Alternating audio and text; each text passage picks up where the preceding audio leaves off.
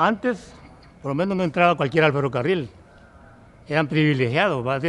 Yo entré porque un tío mío era masón y habló con el superintendente de aquí, que era don Pablo Guzmán. ¿Ya? Entonces entré a la edad de, no tenía ni los 14 años. Trabajé aquí en el ferrocarril desde el año de 1950 hasta el 62. Entré como ayudante de mecánica del señor Narciso Molina, que era el jefe de mantenimiento de las balas de plata, de los motores, de los carros motores, ¿verdad? Comencé como telegrafista y jefe de estación. Inicié en el ferrocarril a los 18 años prácticamente de edad. Entré a la edad de 18 años y medio. Un 2 de febrero de 1977 yo ingresé al FES. Trabajé 10 años, entré en Atiquizaya cuando los trenes corrían para Huachapán. Mi padre trabajó en la empresa de los ferrocarriles. Él ingresó a la empresa en 1954.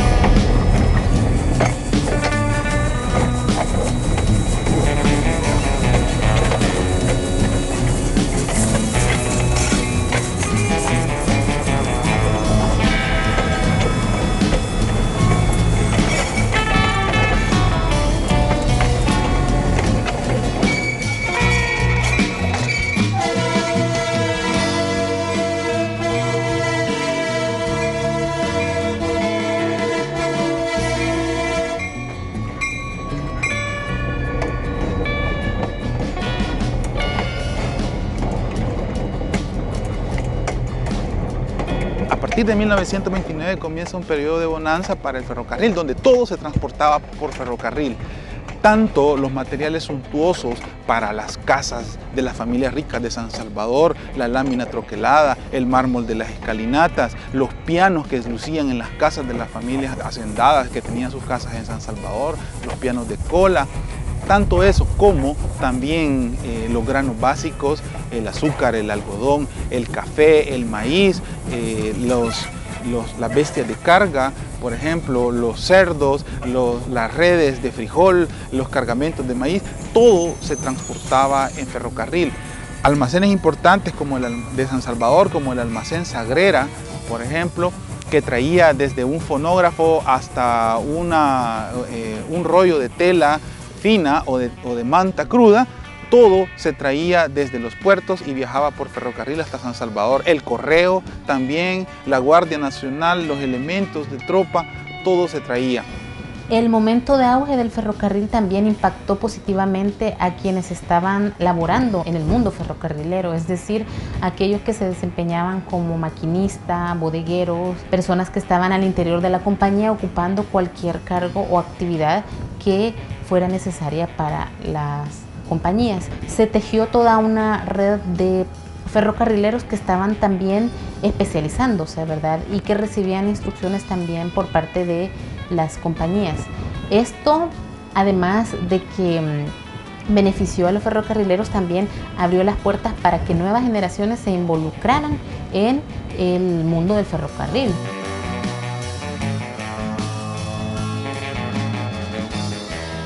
Y yo venía seguido aquí porque mi padre era el jefe de estación de aquí de Sonsonate. Entonces me fue gustando, yo entraba aquí y me quedaba maravillado de ver tanta maquinaria que había en ese tiempo, que ahorita ya son obsoletas, ¿va? Pero sí en ese tiempo habían tornos, fresadoras, un gran martillo de vapor que lo manejaba el señor Vanegas.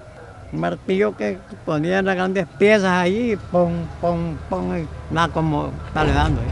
Y en fin, pero habían tornos, tornamesas y soldaduras de todo tipo, fundición. Y aquí el taller fue una escuela para todos. Yo me acuerdo que durante la Segunda Guerra Mundial nosotros hacíamos las piezas de los motores las bielas, no es nada como ahora que solo van a comprar a tantos milímetros, no, sí, a 20, sobre 20 ya vienen solo a ponernos. Eso nosotros las fundíamos aquí, luego los pasaban al torno, a la cepilladora y nosotros como mecánicos le dábamos el toque final a ajustarlo, la biela con el cigüeñal. Aquí han salido buenos mecánicos de aquí en Sonsonate. Estuve como 3 años en el taller. Luego don Pablo Guzmán, que era el superintendente de mecánica, me platicó conmigo y me dijo que quería salir a la línea como motorista de las balas de plata. En ese tiempo las balas eran los motores que era el transporte preferido de todos los sonsonatecos porque eran muy aseados y para la época eran más rápidos. Las carreteras estaban malas, polvosas y el tren y las balas era lo mejor que había para transportarse.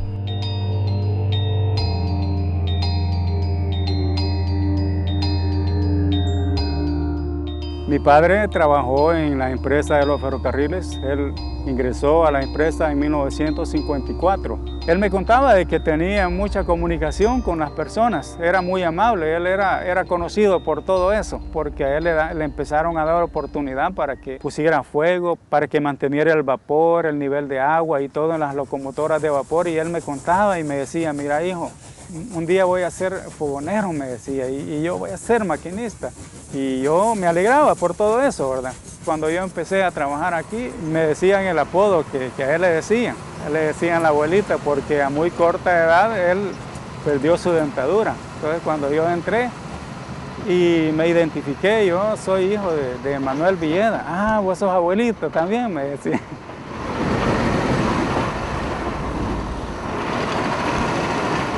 Mi hermano mayor trabajaba aquí y pues me fue a llamar a la casa, me dijo que habían 6 plazas para trabajar en el taller de mecánica. Y fui, llené una solicitud y 3 meses más tarde me estaban llamando para que firmara el contrato. Comencé a trabajar en un 16 de agosto de 1976. Yo contaba para entonces con una edad de 16 años cumplidos, pero a los 11 años de estar trabajando en el taller de mecánica, yo tenía ese sueño, solicité traspaso para el departamento de transporte y me lo aprobaron, gracias a Dios. Pasé como ayudante de maquinista en 1987. 2 años más tarde yo estaba solicitando examen para maquinista y me lo concedieron también. Gracias a Dios lo pasé al primer intento. Este trabajo por el que mi padre siempre soñó. Yo podría decir, mi padre lo comenzó y ese sueño se hizo realidad en mí. Mis hijos se criaron y estudiaron con fondos ferroviarios.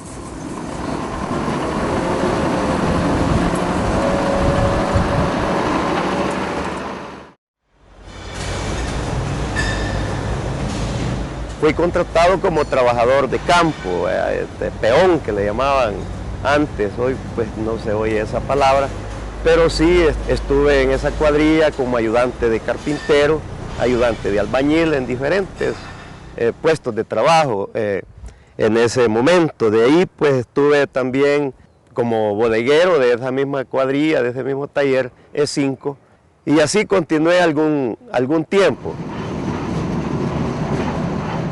Como que había oportunidad de ir ascendiendo, ¿va? Yo lo que me gustaba era de motorista de carro motor de esto, de caporal y supervisor no me gustaba de esto. Entonces, para esto yo estudié un reglamento que uno se lo memorizaba y luego venía a hacer un examen con el despachador el jefe despachador. Él examinaba a uno para ser motorista, para salir al camino con estos carros motores.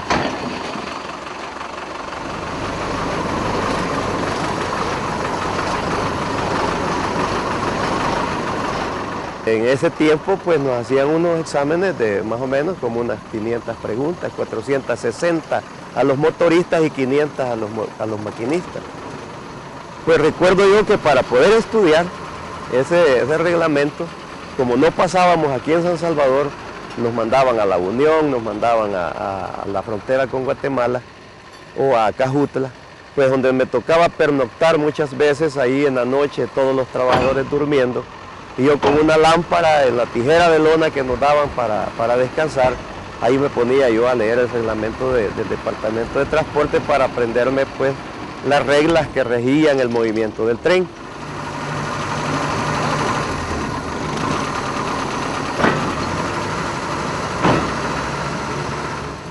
Vengo de descendencia de ferrocarrileros, digamos. Mi abuelo trabajó con la IRCA en 1913 y mi abuela fue una persona que le llamaban vivanderas. Son las personas que les daban alimentación a los empleados de la línea, a los de mantenimiento. Entonces ellas andaban en unos vagones y les daban la comida a todos los trabajadores y les pagaban a ellas. Se llamaban vivanderas, eran ambulantes. Así es de que, y después un tío, el hijo de mi abuelo, que también fue caporal aquí de la empresa. Entonces se le dio una descendencia ferrocarrilera. Y entonces, ¿cómo retomarlo de mi abuelo? ¿Verdad? Retomar y cuentan que mi abuelo fue un trabajador ejemplar en aquellos tiempos, ¿verdad? Que ganaba un colón al día. Entonces mi abuela me contaba la historia de mi abuelo, de las funciones que él hizo, que fue brequero, de ahí no le gustó, se enfermó, pasó a ser, llegó a ser caporal de villa, le llamaban ellos, ¿verdad? Que era un caporal de cuadrillas de mantenimiento. Entonces siempre soñé con ser lo que mi abuelo había sido. Así de que eso como que lo tenía ya nato, ¿verdad? En persona. Y uno la aspiración de ser un trabajador de vía, que significa colocar durmiente en la vía, clavarlo, dar las medidas y todo eso, era superarse, ¿verdad? Y tanto en el ambiente laboral también como en lo económico, ¿verdad? Le digo, aquellos tiempos casi dorados, diría de los años 80, 85, para un tripulante ganar 3.000 colones mensuales era algo común, ¿verdad? Pero solo en los trenes se ganaba eso. Los maquinistas hubo un momento que íbamos a ganar hasta 6.000 colones mensuales, ¿verdad? Pero sí, prácticamente trabajando casi las 24 horas, ¿verdad? Entonces, más que todo se daba en el puerto Cutuco, por ejemplo, ha llegado barco, decían, ¿verdad? Así que ahí como las tripulaciones auxiliares de San Salvador al puerto Cutuco.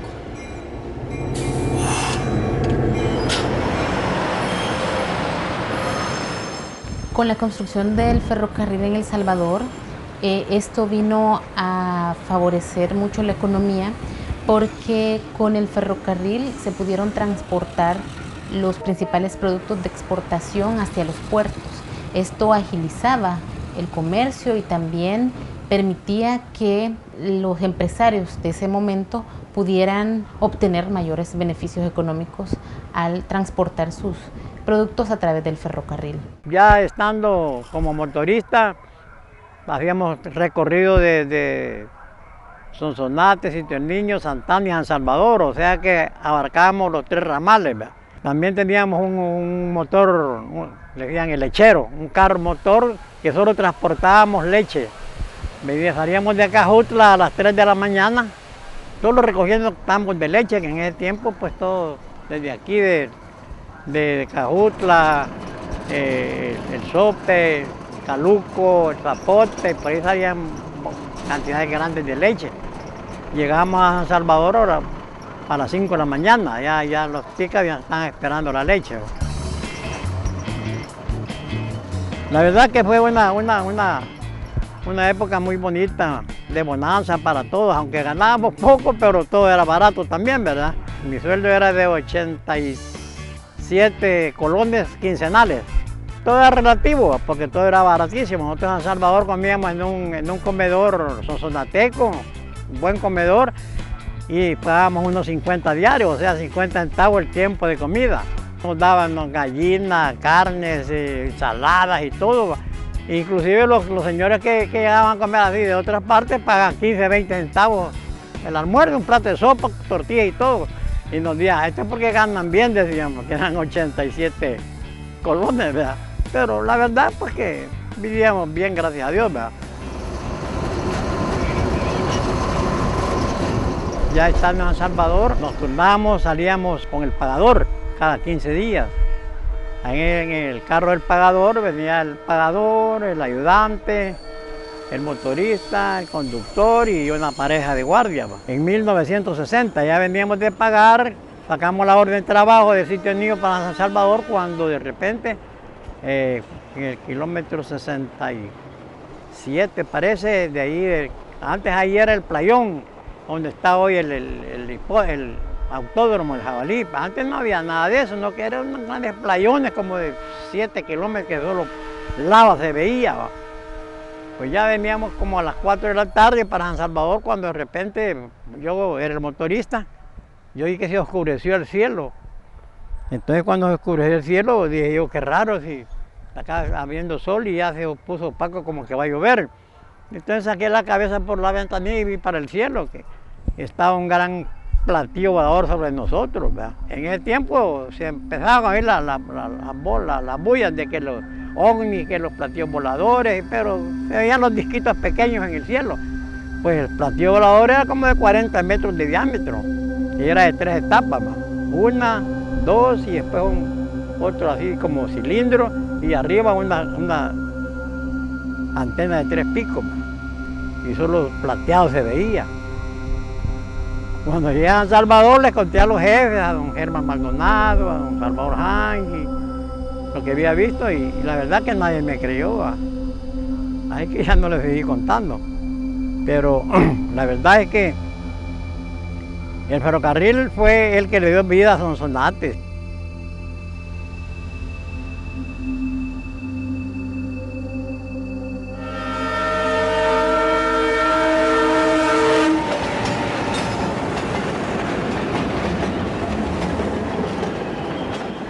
Básicamente el tren se convirtió en el transporte para ricos y pobres, ¿verdad? Desde un pasaje que podía costar 10 centavos, un colón, 2 colones en primera clase, segunda clase. Bueno, primera clase era la clase más donde viajaban las personas que podían pagársela, hasta un pasaje de 15 centavos que costaba la segunda y tercera clase. También es importante decir de que en el interior del país la gente se transportaba, por ejemplo para la estación de Zacatecoluca y de San Marcos Lempa, ¿verdad? Eran unas estaciones sumamente fuertes donde la gente se transportaba a comprar, a vender, a comprar desde una gallina, una hortalizas, una red de repollo, lo que ustedes se puedan imaginar. El tren era el medio de transporte por excelencia.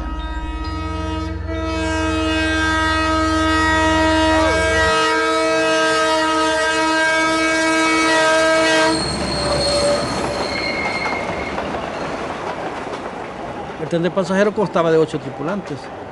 El maquinista, el ayudante, un conductor de trenes que era administrativo, llevaba un encargado de equipaje, se llama, una persona que recibía todas las encomiendas pequeñas de paquete en todo el país. De ahí llevaba 2 brequeros más y a la vez andaba un empleado que no era de FENADESAL, o en estos tiempos por último FENADESAL, sino que era empleado de correos.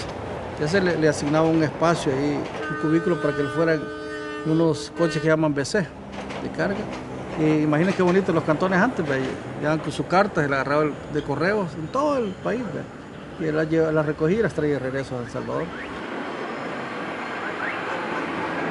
La estación del ferrocarril en cada pueblo se convirtió en un lugar de sociabilización, un lugar de referencia obligada, un lugar de despedidas y de encuentros, un lugar donde se iba a traer a ese familiar importante, un lugar donde se despedían los viajeros, y no solo eso, era un lugar para comerciar.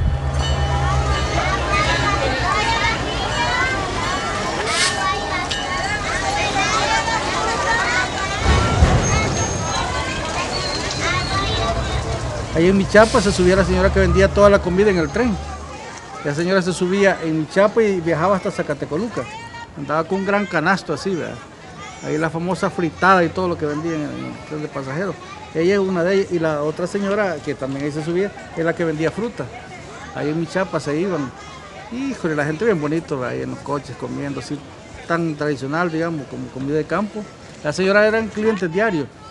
Y también recuerdo una señora que se subía en Zacatecoluca que vendía horchata, tan rica horchata. De Zacatecoluca y se bajaba de San Vicente. Ahí esperaba el tren y se iba en el otro. Entonces a convivencia uno, ¿verdad? O con los brequeros decía, corre, anda a tráemela, fresco, por ejemplo. En San Vicente había una señora ahí que era familiar de un motorista, que era un motor de vida, que vendía fresco, ¿verdad? Eso era muy bonito en la estación de San Miguel, por ejemplo. San Miguel, una estación completa de agencia, con todo, ¿verdad? Y como de San Miguel hasta La Unión prácticamente, el medio por excelencia casi era el tren, ¿verdad? Porque pasábamos por diferentes cantones, ¿verdad? bien aislados de la carretera principal, de la Panamericana. Entonces, ahí todo se transportaba a través del tren, por ejemplo, hasta el hielo se venía a traer a San Miguel, ¿verdad? Entonces las personas venían a traer los quintales de hielo y se llevaban al tren, porque el tren andaba todo lo necesario, ¿verdad? Incluso para que el hielo no se derritiera, por ejemplo. Y adicional también en los trenes de pasajeros andaba una persona que llamaba el chibolero, le decían, ¿verdad? Y el chibola se le decía la gaseosa en aquellos tiempos. Entonces había una persona que vivía en Salvador, andaba con una cebadera aquí, ¿verdad? Llena de gaseosas, ¿verdad? Y entonces pasaba por todos coches de pasajeros vendiendo su chibola, ¿verdad? Más o menos, recuerdo, costaba 10 centavos de colón. Y el tren que iba para la frontera, hay un lugar que se centra en todo, digamos que se le conocía como el Montón de Números. Eso queda en jurisdicción de Metapán, digamos, Santana, Metapán. Ahí esa estación todavía está. Ahí nos reuníamos todos los trenes, digamos, ¿verdad? Por eso se llamaba el Montón de Números. Ahí se reunía el tren que venía de la frontera de Guatemala, se reunía el que iba de San Salvador, el que venía de Aguachapán y los localitos, normalmente ahí nos juntábamos todos. Así que ahí era un montón de vivanderas, o sea, personas que vendían comida, ¿verdad? Vendían pupusas, café, pescado, todo ahí en el Texas Johnson. Y lo bonito era que ahí nos quedábamos a veces esperando un tren o al otro, ¿verdad? Aunque estaban bien asignados en su horario. Y después las señoras que vendían todo eso, pero a mí me ponían a jugar dados en la... no te decía más, se ponen a chivear, ¿verdad? Andaban buscando delantales, las señoras, recuerdo yo, delantales, solo estiraban y se me ponían a chivear, muy buen salvadoreño, a jugar dados, después que vendían todo en el tren. Era muy bonito. Otra cuestión importante del ferrocarril que no existía y existió, que la trajo el tren, básicamente fue la cultura de la industrialización. Antes de la llegada del ferrocarril, la gente se regía su día, su jornada diaria, por la liturgia de las horas, por los tañidos de la campana que indicaba qué horas eran, qué oración se hacía, qué era lo que indicaba la iglesia que había que hacer, que orar, ¿verdad? El ángelus en la mediodía, en la mañana. La gente se regía por el sol, miraba hacia el cielo para ver qué horas eran. Esto cambió con el tren, porque el tren día y noche llegaba con su silbato anunciando el ingreso del tren, donde venían nuevas mercancías, venían pasajeros, venía el correo, ¿verdad? Había que llegar a traer a esta gente. Entonces el tren irrumpió como una cultura del capitalismo industrializado en nuestros pueblos que hasta ese momento no conocían esa noción de horario que es muy propia de los obreros industriales. La estación del ferrocarril tenía un reloj que estaba funcionando día y noche. Los trabajadores ferrocarrileros tenían su propio reloj también y la gente tenía que regirse por esa cultura que es muy propia de las sociedades industrializadas. Eso era algo totalmente desconocido en nuestra cultura, que hasta ese momento pues no tenía esta cultura de la jornada laboral, del horario, ¿no? Era la cultura más del campo, del jornalero, del trabajador agrícola, que tiene otra lógica. Es decir, que la bonanza económica que vivió el ferrocarril en la década de los 50 y principios de los 60 también atrajo la mirada de maleantes que afectaban a la población que se transportaba por el medio del ferrocarril.